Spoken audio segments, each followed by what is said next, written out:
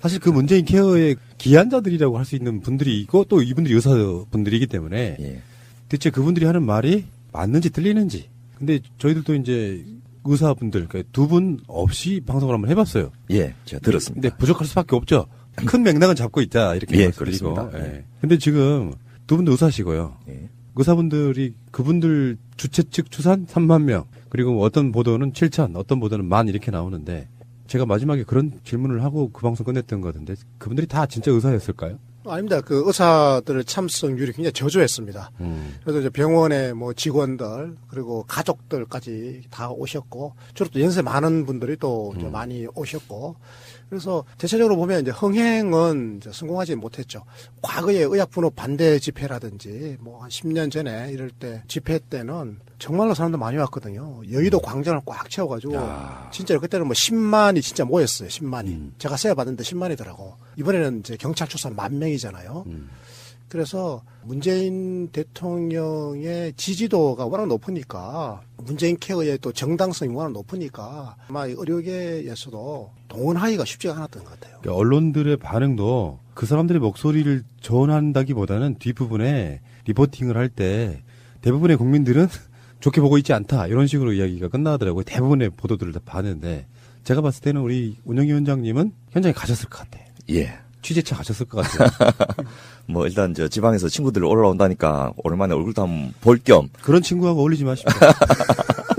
그 미우나 고우나 또 적어도 저 6년 내지 10몇 년을 같이 지내다 보니까 거의 형제같이 되거든요.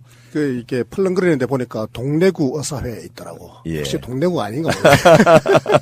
부산시 동래구 의사회. 예. 부산시 쪽이 아마 저 제일 먼저 올라왔고 제일 앞자리에 서 있는 걸 제가 봤는데요. 친구들도 같이 만나고 또 도대체 어떤 내용으로 이야기를 하는지 그동안 발표됐던 성명이나 뭐 관련 서류에서는 제가 내용이 좀 이제 이해도 안 되고 좀 답답한 면도 있고 해서 한번 들어봐야 되겠다 싶은 생각도 들고요. 해서 갔더니 또 복지부에서 담당 주무국장님 또 나오셔가지고 제가 만나서 인사도 하고 국장님은 웬일이십니까 하면서 이제 방금 이상희 대표님 말씀하신 대로 의약분업대하고 또 비교를 하시더라고요.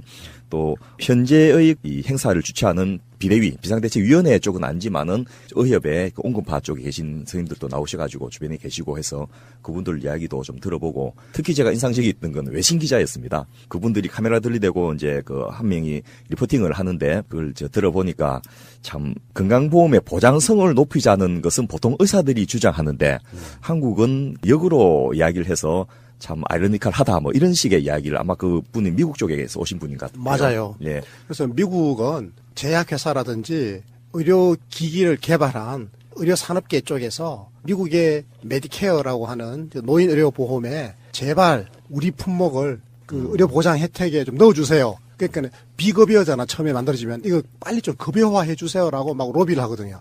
왜냐하면 급여화가 돼야 이게 많이 팔리니까. 근데 우리는 지금 정반대 현상이 벌어지니까 미국 사람들은 이해를 못했을 거예요. 특히 보통 임상의사들이 제일 많이 하는 일 중에 하나가 환자 진료에 시간을 쓰기보다는 민간보험 회사들하고 협상하는 데 시간을 많이 쓰거든요.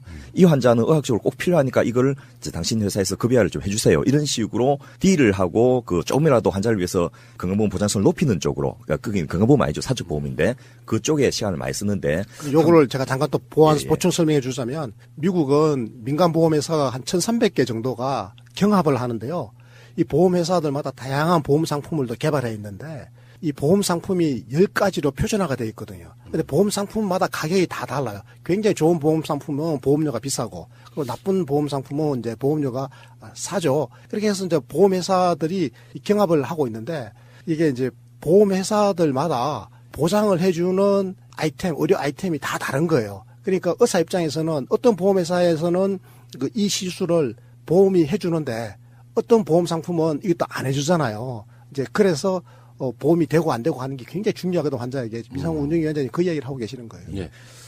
근데 우리는 이제 대한의사협회가 한 지표로 알고 있었거든요. 근데 이야기 들어보니까 그것도 아닌 것 같고, 또 뭐 이제 우리 방송에 나갔습니다만 그 최대집이라고 하는 그 투쟁위원장? 예. 이분에 대한 과거 전력도 좀 얘기가 있고요. 어떻게 된 거예요?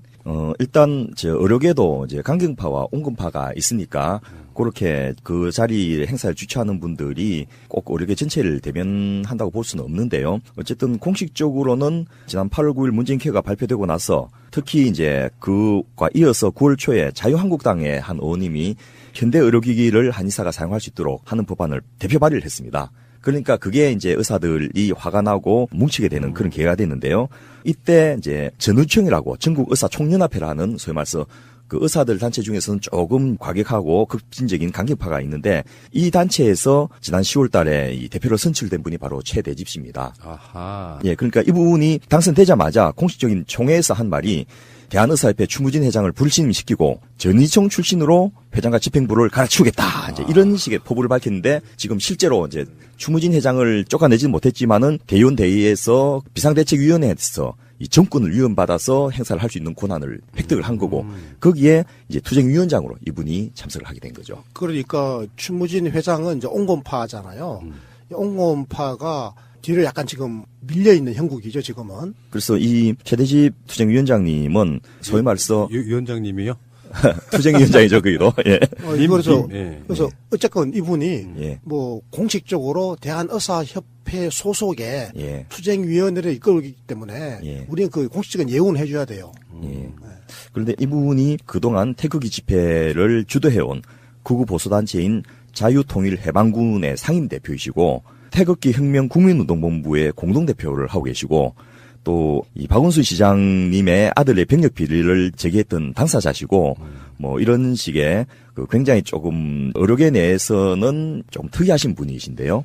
의도적으로 전체 의사협회를 흔들어서 비대위를 구성하게 하고 그래서 의사협회 이름으로 이런 이제 행사를 하게 했던 그런 계기가 있는 게 아닌가 하는 생각이 좀 들면서 왜 이렇게 상식적이지 않은 또 국민의 감정하고 반하는 쪽으로 물론 그분들의 의사들 집회 주장의 일부 타당성도 있습니다만은 집회 장소를 주로 태극기 집회가 하던 자리인 대한문 광장 앞으로 한다든지 또 구호들이 좀 상식적이지 않은 구호들이 나오고 이런 것들이 그런 이유가 있었구나 싶어서 저는 뭐 그런 분들이 하는 것도 어쨌든 의사들의 결정이니까 존중돼야 되는데 이분을 앞에 내세움으로써 자기들의 주장이 정치적으로 오해받을 우려가 있을 건데도 불구하고 왜 이분을 그렇게 계속해서 그런 중요한 보직에 내세우고 또 마이크도 들리게 하는지 이런 것들을 보면서 좀 안타깝고 답답한 마음을 느꼈습니다. 그 백남 그릇인 빨간 오이 뭐 그렇죠. 이 주장도 이분 그러니까 그렇습니다. 그리고 박원순 시장 아들 거기에 대해서도 의혹 제기했던 게 예. 우리 같은 그냥 일반인이면은 그게 파장이 별로 없어요. 근데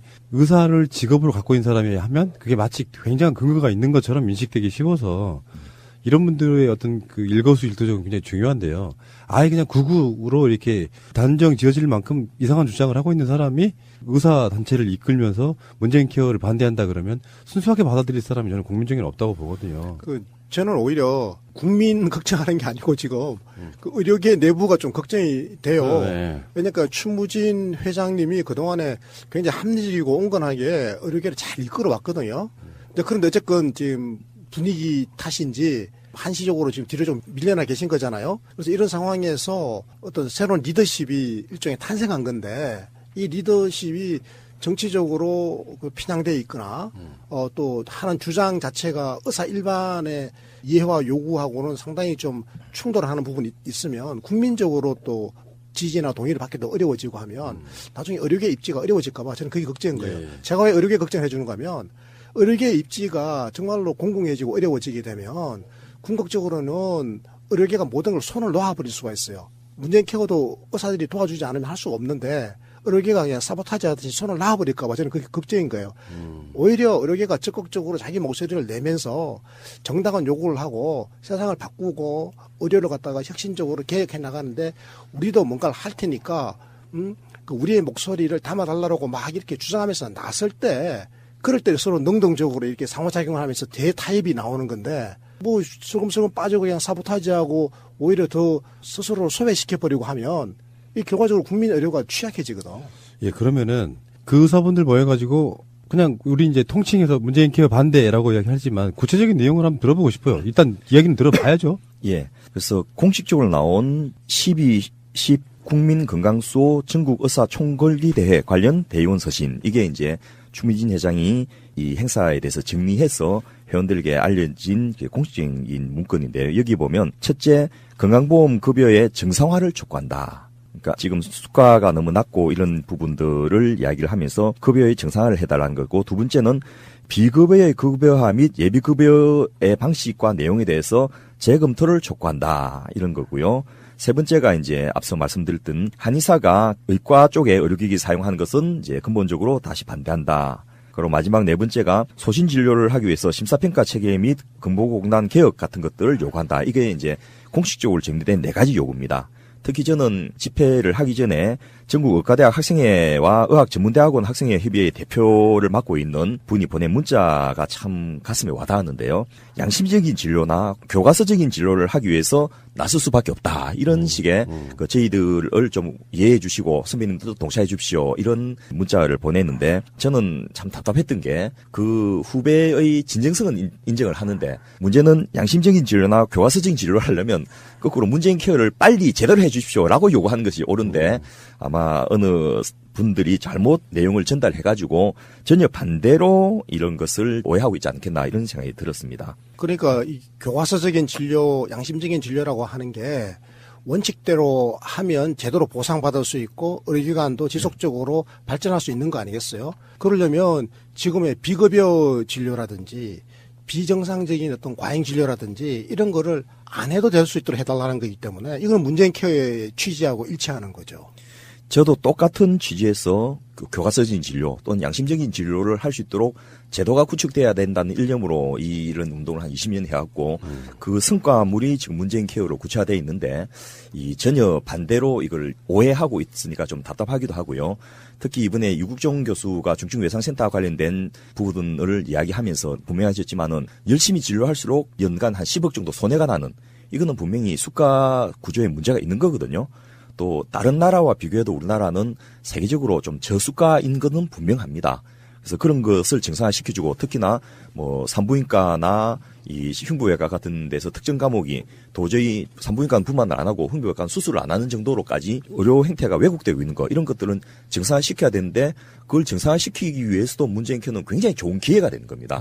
전체적으로 아마 한 10년 정도의 시간이 지나서 약속했던 80%의 이 급여 보장률이 확보가 되면 그 안에서 소외받는 과목이나 너무 저수가인 과목이 좀 정상화되고 또 제대로 수가가 반영 안 돼갖고 과소진료되는 부분도 이제 제대로 진료할 수 있는 이런 계기가 될 수 있는데 이런 기회를 좀 활용할 생각을 못 하시고 이 자체를 그냥 바로 눈앞에 있는 조그만 밥그릇이 뺏긴다 이런 정도로만 소극적으로 이해하고 있는 것이 좀 안타깝습니다. 그러니까 우리끼리 했던 방송에 나왔던 이야기도 그런 거였거든요. 예. 일단 방향성은 맞잖아요. 문재인 케어가. 예. 디테일한 부분에서는 불만이 있을 수 있지만 그리고 의사라는 어떤 사회적 소명이랄까요. 그런 것이 없는 상태에서 지금 이런 식으로 이제 국민적 공감대도 없이 우리 밥그릇만 찾겠다 이런 느낌으로만 가버리는 것이 문제인 거잖아요. 예. 근데 저는 이제 의료계가 우리 밥그릇만 찾겠다 이렇게 또 하는 것만 있는 건 아니라고 생각해요. 물론 일부도 그런 부분이 있습니다. 그래서 기존에 비급여를 자꾸 양산하고 그래서 의사로서의 의료 행태가 좀 기형적으로 가 있는 일부 병원들이 있어요. 하지만 다수의 병원이나 다수의 보통 의사들은 교과서적인 진료를 열심히 하면 그것으로 정상적으로 의업을 계속할 수 있어야 된다라고 하는 강한 신념을 갖고 있거든요. 근데 이제 그게 지금 굴절을 당했단 말이에요. 왜 굴절을 당했는가 하면 아까 이상구 운영위원장이 잠깐 이야기했지만 실질적으로 원가의 뭐 한 7, 80% 정도만 보전해주고 그렇게 해서 손해보는 거는 비급여 진료를 해가지고 그걸로 손해를 메꾸라라고 하는 게 지난 30년 동안 건강보험 체계 하에서 우리나라 정부가 해왔던 행태예요.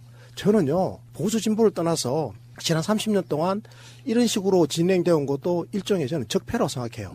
그래서 문재인 케어는 30년 동안 의료계에 누적되어 있는 그래서 지속 가능성이 이제 없어요, 지금. 앞으로 노인 인구가 늘어나고 되면 의료비가 폭증할 텐데 지금 방식으로는 유지가 안 되거든요. 그래서 이걸 근본적으로 뜯어고치려고 하는 소위 말해서 보건의료계의 적폐를 청산하고 새로운 시스템을 구축하려고 하는 인간 중심의 새로운 의료질서를 구축한다는 측면에서 문재인 케어는 이건 적폐 청산이고 새로운 체제의 설립이다. 저는 이렇게 보는 거죠. 그래서 의사들 주장 중에서 이제 의미가 있는 것은 저수가 저급여 체계로 국민들이 이제 제대로 치료를 못 받고 있다라는 주장과 더불어서 이 수가가 저수가다 보니까 비급여 부분을 가지고 메꿔 간다라는 부분은 팩트로서 사실입니다. 그러니까 국민건강보험공단에서 발표했던 자료를 봐도 전체 진료비 중에서 급여가 차지한 부분이 이제 한 69.2%, 70% 정도 되고 비급여 항목이 한 18.8%, 한 20% 좀 못 되는데요. 이것에 대한 보상 부분은 급여는 51.5%밖에 보상이 안 되는 거예요. 그러니까 한 20%가 보장이 안 되는 거고 비급여 부분은 그 2배인 36%, 그러니까 18.8%의 2배 정도가 보상이 되니까 보상률이 급여는 마이너스고 비급여는 더블이니까 더블로 비급여를 해가지고 병원을 메꿔가는 이런 구조가 불합리하다는 지적은 저는 옳은 지적이라고 봅니다. 근데 의사들이 지금 예. 주장하고 있는 것 중에 비급여를 급여화하면 개원이들이 망한다. 이런 주장이 있잖아요. 예. 사실이에요? 봐봐요. 예. 액면 그대로 아까 방금 이야기했잖아요. 이상운영위원장이 보세요. 급여 진료를 하면 손해를 보는 거예요. 근데 그걸 비급여 진료로 메꿨잖아요. 비급여 진료는 원가 보존율이 190%예요. 그러니까 그걸 하면 마진이 90%가 남는 거예요. 근데 급여는 하면 20% 손해. 그래, 건강보험에서 하라고 하는 우리 국민들에게 국민건강보험제도가 하라고 하는 의료 행위를 하면 의사들 입장에서는 20 내지 30%로 손해보는데 국민건강보험에서 그동안 관심을 안 가지고 의사들이 짬짬이로 만들어서 하던 비급여 진료는 하면 할수록 이거는 거의 더블로 돈을 버니까 그런데 갑자기 지금 문재인 케어에서 기존의 이 비급여를 전면적으로 급여로 돌려버리겠다고 하니까 비급여에서 창출되던 수익이 이제는 없어질 것처럼 지금 느껴지잖아요. 이렇게 되면 살 수가 없다라고 하는 이야기는 논리적으로 맞는 거예요. 그런데 이 문재인 케어를 만들 때 저희가 분석을 해봤거든요. 그랬더니 예를 들면 일반 병원의 다빈도 상병 중에서 예를 들면 당뇨병, 고혈압, 감기 이런 것들이 1차 의원도 굉장히 다빈도 상병이고 상급 종합병원, 대학병원도 얘가 마찬가지로 다빈도 상병입니다. 그런데 의원에서 감기를 보면 본인 부담금하고 건강보험공단 급여비까지 합쳐서 11,400원이 지출되는데 이 빅포 병원에서 진료를 보면 그 4배인 44,000원이 지출되는 거예요. 빅포 병원이 뭔지 알아요? 우리나라에서 제일 큰 병원이죠. 서울대병원, 예. 그다음에 연세대병원, 삼성, 그다음에 아산 이걸 우리가 빅포라고 그래요. 빅포. 그러니까 우리나라에서 제일 유명세 있는 대형 병원 이 빅포라고 하는데 이 병원은 그만큼 단가가 비싸다 이 말이에요. 그러니까 우리 국민들이 그 병원 가면 동네 의원 가는 것보다 한 4배 정도 진료비를 더 지불해야 되는 거죠 지금. 당뇨병도 마찬가지셨어요. 의원에서 당뇨병을 보면 본인 부담금에 좀 혈당 검사비까지 포함해갖고 한 14,000원이면 되는데 말씀하셨던 이 상급 종합병원은 46,000원, 빅포 병원은 56,000원 정도이니까 이것도 4배를 뛰어넘는 그런 정도 비용이 들어가니까 정부 입장에서는 1차 의원을 수가를 2배로 높여줘도 그 환자가 상급 종합병원이나 빅포 병원에 안 가게 한다면 남는 장사인 거예요. 아하. 그렇기 때문에 충분히 1차 의료를 강화하는 의원들의 수가를 높여줄 의향이 있습니다. 그러니까 우리들 식으로 쉽게 말하면 동네에 있는 의원 가는 게 종합병원 굳이 갈 필요 없는 병원도 그렇게 가서 하는 거잖아요, 보통 사람들이. 그렇죠. 그러니까 동네 의원에서 할 수 있는 건 거기서 해라 이거죠. 예. 그렇습니다. 실제로 당뇨병이나 고혈압 같은 경우 그 합병증 없는 경우 있잖아요. 근데 이 경우도 사실은 뭐 당뇨병이나 고혈압 경력이 뭐 5년, 10년, 20년 된 대부분의 사람들은 합병증이 없거든요. 이런 경우는 동네 의원에서 안정적으로 관리받는 게 충분히 가능하고 이건 다른 나라들도 다 그렇게 하고 있거든요. 그런데 우리나라 환자들은 이상하게도 자꾸 대학병원에 가서 뭘 해보려고 하는 거예요. 그러다 보니까 돈도 많이 드는 거죠. 그래서 가급적이면 우리도 이제는 이게 글로벌 스탠다드로 가자. 그게 문재인 케어에 포함되어 있는 거예요. 근데 우리 이제 잘 모르는 어떤 일반인이니까 미디어의 문제도 있다고 보거든요. 그러니까 무슨 의학 관련돼 있는 인터뷰는 다 종합병원사들이야. 대부분 그렇잖아요. 그거 잘못됐어요. 네. 앞으로요, 공중파, MBC, KBS 공중파가 앞으로 이제 적폐를 청산하고 나면 그거부터 바꿔야 돼요. 그것도 저는 방송 적폐라고 생각해요. 그러니까요. 그거 적폐입니다. 애들 이런 거죠. 재벌 대기업 물건만 계속 좋다고 홍보하면 중소기업 다 죽어버리잖아. 아, 왜 병원도 맨날 대학병원만 데리고 와? 아, 중소병원, 동네 의원 좋은 분들 많아요. 근데 실제로 의사들이라는 게 두 분은 더 잘하실 것 같은데 TV에 자주 나오고 그런 분들이 의술이 뛰어난 건 아니잖아요. 쇼맨십이 뛰어난 거죠.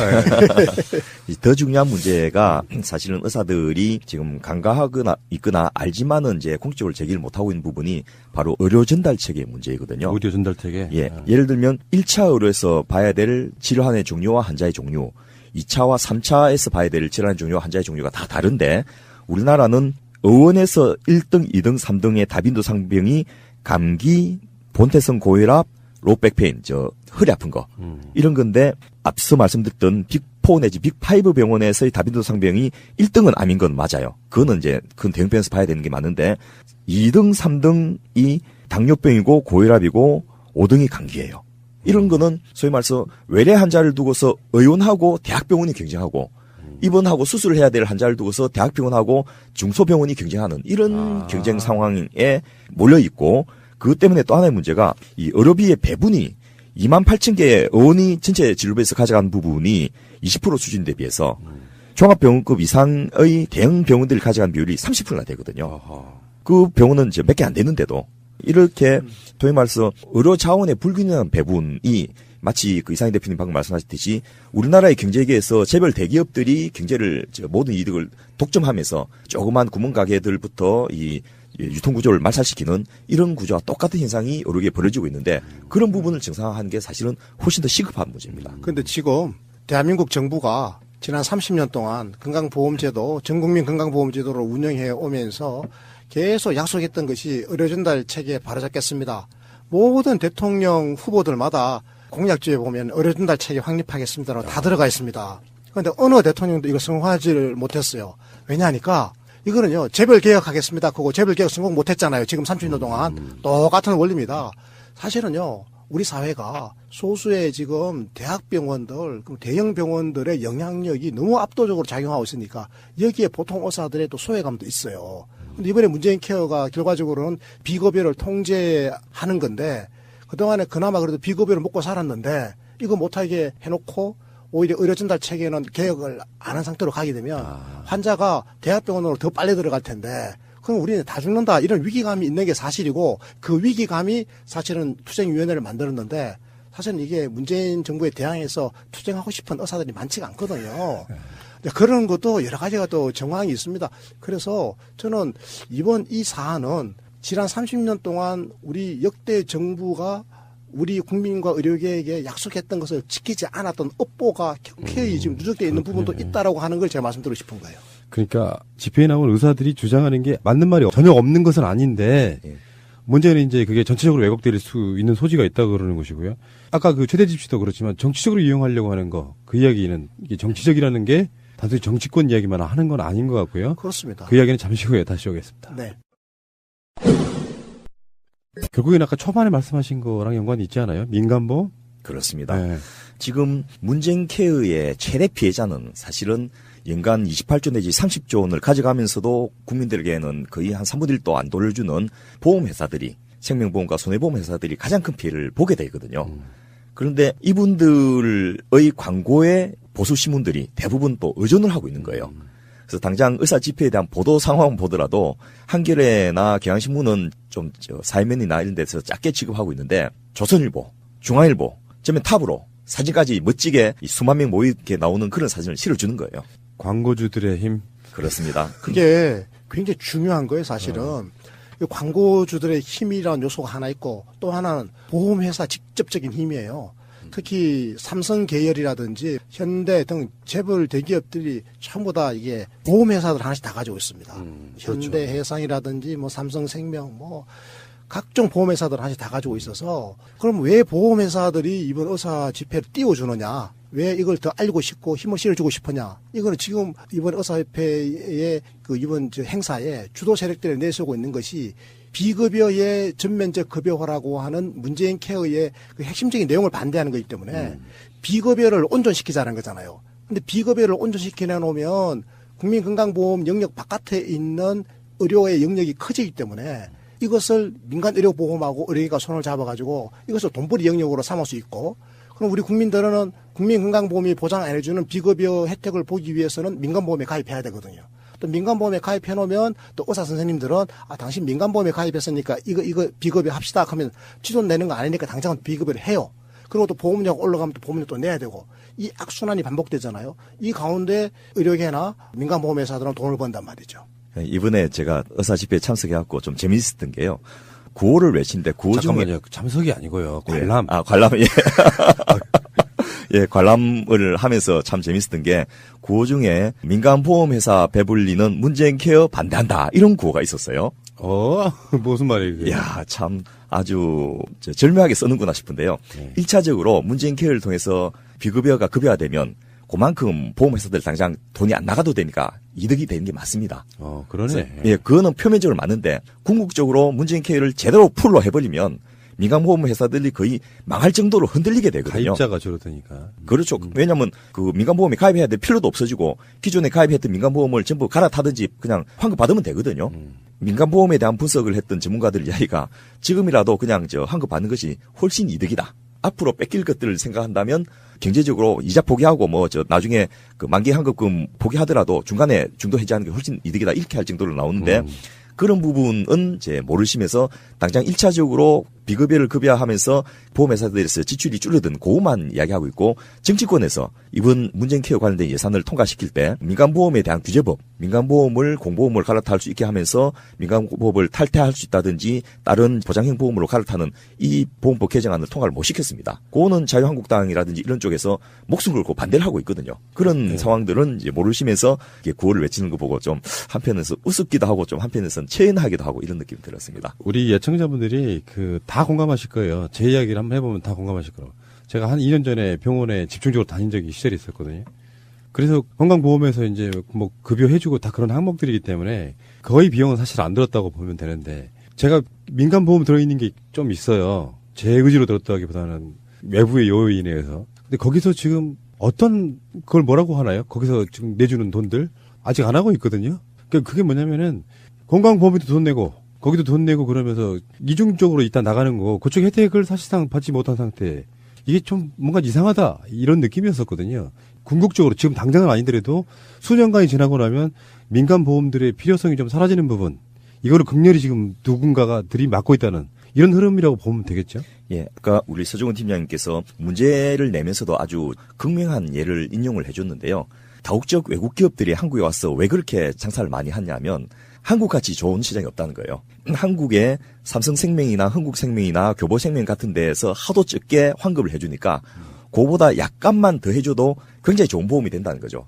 그런데 본국에서는 도저히 누릴 수 없는 엄청난 수익률을 누리고 있으니까 그 보험개발원이라고 보험회사들이 모여서 만든 그런 연구소가 있는데 거기서 자기들이 주장하는 보험 환급률이 40%입니다. 그러니까 60%는 그냥 자기들 남긴다는 이야기거든요. 물론 그것을 온갖 것으로 부풀려가지고 관리 운영비라든지 예정적립금이라든지 이런 문제로 포장을 하는데 보험회사들이 갖고 있는 건물들이 대부분 우리나라에서 제일 큰 빌딩들이라는 걸 생각하면 왜 보험회사들은 굳이 그렇게 빌딩을 많이 지어야만 할까? 수익률이 너무 크면 이게 세금의 과세 대상이 되지 않습니까? 그래서 건물을 짓는 것으로 비용을 상당 부분 이제 소모를 하고 또 그 비용 들인 건물에서는 임대료 같은 건 또 따로 받아 챙기고 이런 식의 사업 구조가 잔존하고 있는 상황이기 때문에 자기가 만 원 내면 16,800원 돌려받는 이런 건강보험을 가입 안 하면 오히려 바보인 거죠. 좀 비슷한 예인데요. 어떤 모임이 하나 있었어요. 그래서 이제 선입금으로 모임 참석자를 모집을 해요. 그래서 이제 한 100명 다 모았다. 근데 그때 그 모임의 회장이 하는 말이 다 오실 필요 없어요. 맞습니다. 안 오시는 분들 때문에 우리 회비가 남아돈다고. 네. 그런 얘기 비슷한 구조인 거잖아요. 그러니까 실제로 보험회사가 가입한 사람들이 다 아프거나 그러면 망할 거예요. 예. 예. 그런 거죠 뭐. 그리고 문재인 케어가 왜 소득주도 성장인지 이것도 국민들이 좀 아셔야 되는데요. 문재인 케어를 통해서 보장성을 확대하면 현재 가입자들 내는 법정 본인부담금과 비급여 본인부담금이 줄어드는 부분이 이제 마지막 연차에는 한 14조 원이 넘어갈 거라 보는데 그것도 중요하지만은 현재 소모성으로 반도 못들을 받을 민간보험에 내는 28조 원 내지 30조 원의 연간 해당되는 돈을 안 내도 되도록 한다면 그 가구당 24만 원 1인당 한 10만 원 정도의 매월 지출되는 의료비를 절감해 줄 수 있기 때문에 그만큼 가처분 소득이 많아진다는 것이 문재인 케어가 소득주도 성장에서 중요한 역할을 하는 굉장히 큰 포션이 된다는 겁니다. 아까 퀴즈에도 나온 이야기지만 좀 정리를 해드리자면 가입자 부담 보험료 대비 보장성 이게 아까 10,000원을 냈을 때 국민건강보험은 16,800원이고요. 퀴즈 아까 들으셨던 분들 정확한 답이 이거고요. 다음에 이게 10,000원 내면 얼마나 돌려주느냐를 봤더니 지금 아까 말씀하신 슬롯머신은 7,500원, 로또는 5,000원, 흥국생명은 4,400원, AI의 생명은 3,500원, 라이나 생명은 3,100원, 에이스화재는 2,800원 이런 식으로 나머지 부분은 다 보험사의 이득인 거잖아요. 그렇습니다. 그러면 정부가 의료기와 협의 없이 문재인 케어를 일방적으로 발표했다. 비급여의 급여화 정책이 실현 불가능하다. 이런 주장을 했다고 해요. 사실입니까? 그것도 전혀 사실이 아닌데요. 다수의 의사들하고 정부가 뭐 직접 상대하면서 협상하거나 이렇게 할 수는 없는 건데 일단 저 의사들도 대선 후보 TV 토론 받지 않습니까? 그걸 통해서 충분히 문재인 후보뿐만 아니고 나머지 그 후보들도 홍준표 후보만 빼고는 전부 다 이런 보장성 강화를 하겠다고 약속을 했어요. 그래서 그런 과정에서 텔비를 바빠서 못 봤다라고 한다면 할 말이 없지만은 충분히 국민에게 알려져 있고 또 그 대통령직 인수위원회에 해당되는 국정기획자문회의에서도 그 수백만 건의 민원 제안을 받았는데 그때도 문재인 케어에 대해서 분명히 의견을 수렴을 했고요. 또 이런 정책을 만드는 과정에서 의료계의 뭐 의사협회뿐만 아니고 여러 직능 단체들을 하고 캠프에 계신 분들이 충분히 협의를 많이 했는데 이제 의사들 입장에서는 왜 우리들하고만 협의하지 않고 간협이라든지 치협이라든지 한의협이라든지 이런 쪽하고 협의를 했느냐 뭐 이런 식의 생각이 아닌가 싶은데 일단 문재인 케어는 저 세부적으로 어떻게 하겠다라는 발표가 아직 난 게 없습니다. 그래서 이렇게 하겠다라는 큰 방향을 대통령께서 발표하셨고 이제 담당 주무부처인 보건복지부에서 협상단이 꾸려져 가지고 의사들 단체하고도 협의하고 약사들 단체하고 협의하고 이렇게 진행돼 나갈 겁니다. 그런데 이제 그렇게 공급자 예? 의료계 대표하고 정부가 직접 양자 대화하는 것만으로는 부족해요. 그렇게 되면 안 되고 저는 이제 국민의 이익을 대표하는 시민사회 단체, 그다음에 이제 각종 시민사회 단체 출신의 전문가들, 이게 공익 대표들과 함께 일종의 노사정 비슷하게 이게 이제 그 의료계가 공급자고 또 수요자가 있잖아요. 수요자가 국민이 물론 뭐 정부가 국민을 대표하는 것이긴 하지만. 어쨌든 이제 다양한 국민의 의사가 반영될 수 있는 국민 대타협 구조 이런 거 같은 좀 필요하다고 생각해요. 특히 저는 그 의사들 주장 중에서 상당히 설득력이 있는 부분이 있거든요. 저희가 의과대학에서 배울 때 청진기를 교수님이 수업 시간 들어와서 보여주면서 이것 중에서 어느 것이 가장 중요한 부품이냐 이렇게 물어보는데 환자 몸에 대는 그 부위가 중요합니다. 떨림판 중요합니다. 또 연결되는 호수가 중요합니다. 귀에 꼽는 이어피스가 중요합니다. 뭐 이런 식의 답을 하는데 정답은 뭐냐면 이어피스와 이어피스 사이에 있는 것이라고 합니다. 뭐냐면 양쪽 귀 사이에 있는 건 의사의 머리지 않습니까? 병원에 있는 의료기기 중에서 가장 비싼 거는 당신들 머리고 당신들 경험이다. 근데 실제로 이제 수가 보조는 의사의 액티비티에 대한 수가는 굉장히 적고 그 시약이나 장비나 약제에 대한 보전이 훨씬 더 많거든요. 이런 부분을 정상화해 줘야지 사실은 이제 의료질이 높아지는데 그런 부분은 저는 충분히 설득이 가능하지 않겠나 싶습니다. 실제로 굉장히 당황스러운 게 말이죠. 외과 의사 한 명이 뭐 수술 간호사라든지 여러 직원 한 5명 데리고 수술방에서 1시간 동안 수술하잖아요. 그럼 이 단가가 한 50만 원 안짝이에요. 그런데 이게 미국이나 혹은 뭐 유럽 같은 경우에는 최소한 우리보다 3배, 어떤 경우에는 뭐 한 6배, 7배가 더 높게 돼 있어요. 그 단가 자체는. 근데 우리는 요 단가가 너무 낮죠. 그 대신에 어디서 부풀려 주느냐? 장비 같은 걸로 뭘 촬영을 하거나 장비를 이용하거나 여기에 대해서 엄청나게 부풀려 놨어요. 그리고 약값 이런 걸 부풀려 놨어요. 그러니까 제약회사라든지 장비 만드는 회사는 돈을 많이 벌고 또 병원의 그 구조, 인프라스트럭처에 투자한 사람들은 또 어느 정도 돈을 벌지만 그 속에서 일을 하는 그 의사들이나 노동자들의 노동과 그 지식에 대해서는 저평가되어 있는 이 구조를 바로잡겠다라고 문재인 케어가 지금 선언을 했거든요. 그래서 엊그젠가 지금 대통령께서 말씀하셨죠. 수석 비서관 회의에서 그 이제 의료 수가 문제를 바로잡아라라고 하는 것은 이게 결과적으로는 보통 의사들이 교과서적인 진료를 한다라고 했을 때 그 의사의 정상적인 노동과 그 근로 행위 있지 않습니까? 여기에 대해서 정당한 값어치를 이제 지불하는 방식으로 수가 체계를 개편하자는 뜻이 있는 거예요. 자, 그런데 가장 중요한 건 사실은 뭐 의사분들의 주장이 아주 틀린 건 아니고 일부는 맞는 게 있다 이런 말씀이신데요. 진짜 중요한 건 재정 아니에요? 예. 그래서 이게 뭐 계속 그런 식이잖아요. 자유한국당도 뭐 여러 가지 복지를 반대하면서 재정 파탄난다, 퍼플리즘이다 하는데 그것 아닌 것으로 알고 있는데 좀 정확하게 말씀해 주시죠. 저는 그제 집회하는 장면에서 보니까 이게 플랜카드 들고 있는데 뭐 피켓도 들고 있잖아요. 거기 보니까 뭐 포퓰리즘이란 말이 들어 나옵니다. 저는 그거는요 굉장히 잘못된 거라고 생각해요. 이게 포퓰리즘이라는 말은 보수 야당이 정부를 비판할 때 쓰는 말이잖아요. 포퓰리즘이라고. 그런데 의료계는 그런 말을 하게 되면 이게 정치적으로 오해받을 소지가 있는 거예요. 그리고 실제적으로 포퓰리즘이라고 하는 것은 이 정치적으로 정쟁에서 사용하는 용어잖아요. 아니 물론 일부 학계에서도 쓸 수 있습니다만 저는 이거는 바람직하지가 못하다는 생각을 기본적으로 했고 또 논리적으로 따져보더라도 문재인 케어는 포퓰리즘이 아니죠, 그죠? 그럼 우리 이상 운동위원회 일단 그 의사들 주장 중에서 3,800개의 비급여 항목을 급여 항목으로 전하는 것 자체가 불가능하다고 하는데 이미 OECD 국가 대부분이 이걸 다 급여로 해가지고 국가가 보장을 하고 있습니다. 그래서 불가능하다는 근거는 전혀 사실이 아니고요. 두 번째로 이제 본인 부담금 수준이 낮으면 의료 이용량이 엄청나게 늘어날 것이다라고 하는데 이미 우리나라는 외래 이용량 같은 경우에 OECD 평균 2배입니다. 그래서 사실은 더 늘어날 것도 별로 없어요. 그런데 이제 뭐 예를 들면 상급 병실료를 낮춰가지고 누구나 비용 부담 없이 입원하게 하면 동네 병원에는 안 가고 전부 대학병원에 다 입원할 것이다 이렇게 이야기하는데 그것을 그냥 무조건 1인실, 2인실을 다 급여를 해준 게 아니고 기본 병실이 지금은 6인실인데 이것을 4인실로 만들고 전체 병상 중에서 상당 부분을 이제 기본 병실인 4인실로 확충하게 해가지고 기본 병실에 입원하더라도 생활이 불편하지 않도록 해주는 게 기본이고 두 번째로 그 질환에 따라서 격리병실이라든지 이런 것이 있어야 되는 분도 있겠지만은 의학적인 필요성이 없는 분이 상급병실을 있겠다 하면 그거는 본인 부담을 더 내게 하는 그런 제도들을 앞으로 유지할 거기 때문에 그 역시 이제 전혀 근거가 없는 내용이고요. 그리고 근본적으로 건강보험 재정 파탄은 의사들 걱정할 내용은 아니거든요. 그거는 국가와 정치권에서 걱정해야 될 내용이고 예를 들면 21조 원의 건강보험 재정 흑자 누적 적립금이 사라질 것을 걱정하는 그걸 보고서 제가 참 난감했는데요. 그거는 자기들이 가져가야 될 돈을 정부가 안 주고 쌓아놨던 거거든요.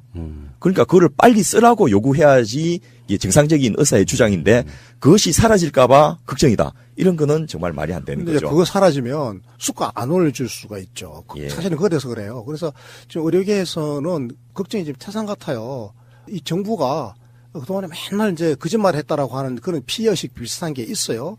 그래서 이제 그런 것도 우리가 감안해서 여러 정황을 다 이제 고려해가지고 우리의 미래를 함께 논의해봐야 되겠다. 이번에 특히 그런 의사들의 걱정을 확신시켜 준 게 바로 국회 예산심의였습니다. 바로 그거죠. 예. 지금요 2,200억 원을 깎아버렸습니다. 국고 지원을 하기로 예정돼 있던 금액을 정부가 올리는데 문재인 케어를 발표하면서 그러면 문재인 케어에서 돈 어디서 조달할 겁니까 하니까 첫 번째로 기존에 하던 국고 지원액이 연간 한 7조 원 되는데 매년 1조 5천억 원씩 더 덧붙여 드릴게요. 이렇게 말씀하셨는데 대통령께서 직접 그렇게 해가지고 최소한의 걸 이번에 제출해놨는데 국회에서 야당이 2,200억 원 깎아버렸어요. 그거를 어이없이. 그러니까 이제 의사협회에서 그러는 거지. 그거 봐라. 약속 안 지키지 않냐냐 벌써. 그 시위를 자유한국당 상사 앞에서 해야죠. 그렇습니다. 그러고 한의사 의료기기 사역도 저는 뭐 필요하다면 포용해 줄 수 있다고 생각하지만은 그것을 제출을 한 대표 발의의원도 자유한국당 의원인데 그걸 왜 현 정부에 대해서 비판하는 건지 모르겠어요. 참 어떤 디테일에 있어서는 그분들이 말이 맞는 것도 있을 거고 문제점이 없는 건 아니나 문재인 케어라고 하는 어떤 큰 틀에서 봤을 때는 사실상 의사들도 망하지 않고 국민들도 행복한 그분들이 그 피켓이 좀 실소가 나왔는데 의사가 행복해야 환자가 행복하다. 틀린 말은 아닐 수 있는데요. 본인들이 갖고 있는 그런 생각들이 결론적으로 그 집회는 본인들의 이득을 위한 집회구나라는 것을 그냥 보여준 것 같은 그런 느낌이었고요. 이게 최근에 건설 노동자분들 그 시위하는 거나 이런 식의 사회적인 약자들의 이야기도 또 사실 아니잖아요, 이거는. 우리나라에서 아직도 꼬맹이들한테 너 나중에 커서 뭐 될래 그러면 판검사 아니면 의사 아닙니까? 그런 분들이 조금만이라도 좀 더 내려놓을 수 있는 부분이 좀 있다면 훨씬 더 이렇게 더불어가는 사회가 좀 될 거라는 생각이 좀 드는데요. 그런데 대통령께서 이번에 의사들 집회에 대해서 참 참을성이 많은 분이시기도 하지만은 너무 그 마음이 너럽지 않겠나 이런 생각도 드는데 의료계의 목소리에 충분히 귀를 기울일 것이다. 이제 이렇게 공식적으로 발언을 해주셨거든요. 그래서 이 건강보험 보장성 강화의 핵심은 의학적으로 필요한 모든 치료를 건강보험으로 해결하자는 것이지 의사들을 힘들게 한다든지 깎아버리자 이런 것이 아니라는 원칙을 분명히 밝혔고 또 제가 그 자리에 온 복지부의 주무국장님하고도 이제 그런 부분 충분히 논의해서 이 문재인 케어의 내용이 방향이 왜 나왔고 무엇을 목적으로 하는지 이런 것을 보신다면 조금은 안심을 하시고 또 실제로 문제가 되는 앞서 저희가 말씀드렸던 의료 전달 체계라든지 뭐 이런 부분을 정상화하는 계기로 쓸 수 있는 이런 거로 하면 좋지 않겠나 싶고요. 궁금하면 물어보세요. 그 만든 사람들한테 물어보면 이게 어떻게 진행될 것인가를 알 수가 있거든요. 물론 제가 지금 현직에 있으면서 그런 걸 직접 집행하는 쪽은 아니지만은 계속해서 그런 정부나 정당이나 또 정치권을 자문하고 지원하는 역할을 하고 있기 때문에 저는 그런 것은 정말 자신 있게 좀 말씀을 드릴 수가 있다고 봅니다. 저는 이번 그 의료계 집회를 계기로 해가지고 의료계도 사실 그동안에 뭔가 이게 쌓여 있는 게 많을 거예요, 불만이. 그런 거를 다 털어놨으면 좋겠습니다. 예. 아예 공론의 장에 다 내놓고 우리 국민들도 이제 궁금한 거 있거나 우리 국민들도 의료계에 불만이 왜 없겠어요. 그런 거 있으면 의구심이 있으면 다 털어내놓고 그래가지고 이번 이걸 계기로 해가지고 의료계의 일종의 적폐가 있었으면 그거 청산하자고요. 그러니까 의료계가 스스로 문제를 해결하지 못하고 사실은 비겁의 영역을 중심으로 해가지고 민간 의료보험 회사하고 짬짬이를 해가지고 국민들은 건강보험에다가 가구당 평균 10만 원씩 내고 그리고 민간 의료보험에다가 가구당 평균 30만 원씩 내는 배보다 배꼽이 3배나 크는 이런 지금 삶을 살고 있잖아요. 그래서 이런 과정을 전면적으로 우리가 이제 뜯어고칠 수 있는 그런 하나의 계기를 마련하자라고 하는 게 저는 문재인 케어의 굉장히 중요한 의미다 이렇게 보는 겁니다. 뭐 뭐든지 극단적으로 갈 건 아니고요. 그게 의사분들이 뭐 좌파냐 우파냐 이런 게 중요한 건 아니고 결론적으로 사회라는 것이 존재하고요. 거기 공존하려고 할 때 의사라는 직업은 굉장히 중요한 직업들 중에 하나라고 보는데 그분들이 대승적으로 다 양보해라 이런 건 아니고 대승적으로 의료가 갖는 의사의 사회적 역할이 무엇인가도 한번 생각해 보실 필요가 있지 않았을까 생각해요. 의사들의 이익만을 위해서 일하지 않았기 때문에 서울에서 교수를 못 하셨다는 거예요. 이상희 교수님. 그래서 존경할 수밖에 없죠, 진짜. 제주 살기 좋습니다. 전화위복. 예. 좋습니다. 문재인 케어에 대한 그 의사분들의 이야기 전적으로 정부 편만 들지 않았습니다. 그분들이 어떤 요구하고 있는지 들어봤고요. 아, 이런 고쳐야 되겠구나 생각이 들었고. 자, 좋은 시간이었고요. 다음 주 이 시간에 또 뵙겠습니다. 고맙습니다. 감사합니다. 네, 감사합니다.